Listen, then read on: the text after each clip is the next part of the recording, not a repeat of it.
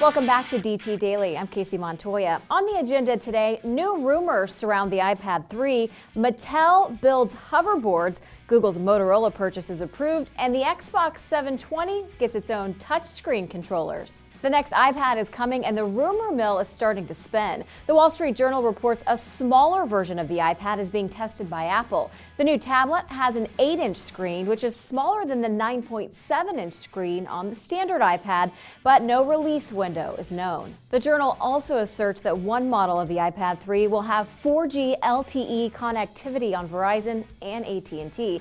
Apple's always released a 3G version of the iPad, but with both AT&T and Verizon pushing their high-speed 4G LTE networks, a 4G iPad makes a fair amount of sense.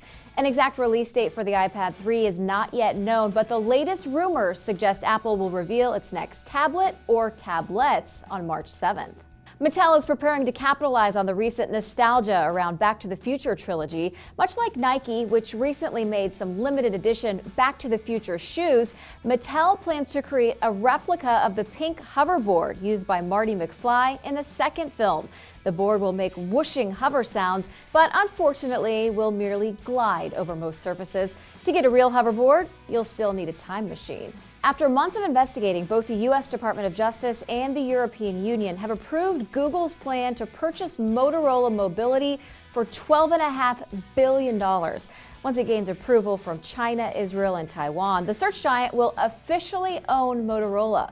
The purchase will also give Google about 17,000 mobile patents, and that should help it fight against Microsoft and Apple, which have been suing or demanding fees from Android manufacturers for years now. Nintendo Wii U may not be the only next-generation game console with a touchscreen controller. Xbox World Magazine claims the next Xbox will have a tablet-like controller with an HD screen surrounded by the traditional 360 buttons and sticks.